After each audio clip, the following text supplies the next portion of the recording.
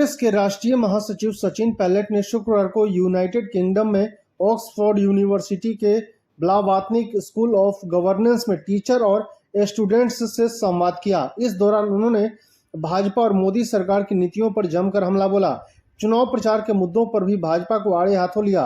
सचिन पायलट अपने संबोधन में देश में हुए लोकसभा चुनाव के अपने अनुभव साझा किए।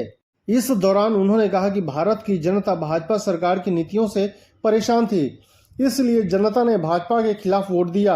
उन्होंने अग्निपथ योजना का जिक्र करते हुए कहा कि इससे युवाओं में आक्रोश था।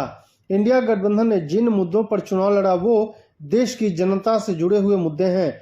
सचिन पायलट ने कहा, हमने देश में अमीर गरीब के बीच बढ़ती खाई, आर्थिक असमानता, महंगाई और बेरोजगारी जैसे मुद्दों पर चुनाव लड़ा है जो आम आदमी से सीधे तौर पर जुड़े हुए मुद्दे थे।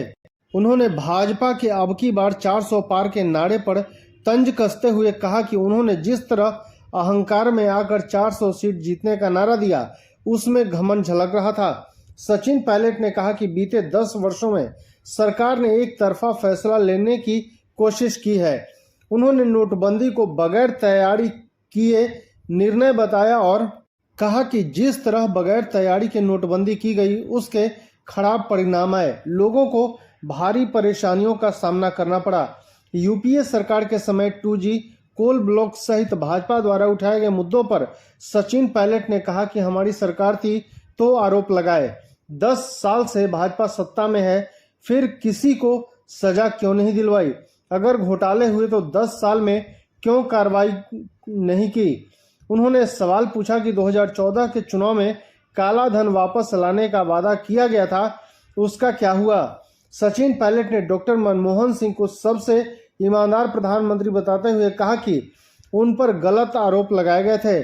सचिन पायलट ने ताजा लोकसभा चुनाव का जिक्र करते हुए कहा कि वोट देने के मामले में जनता बहुत समझदार है। भाजपा ने राम मंदिर के नाम पर वोट लेने का प्रयास किया, लेकिन जहां राम मंदिर बना उसी अयोध्या में भाजपा चुनाव हार गई।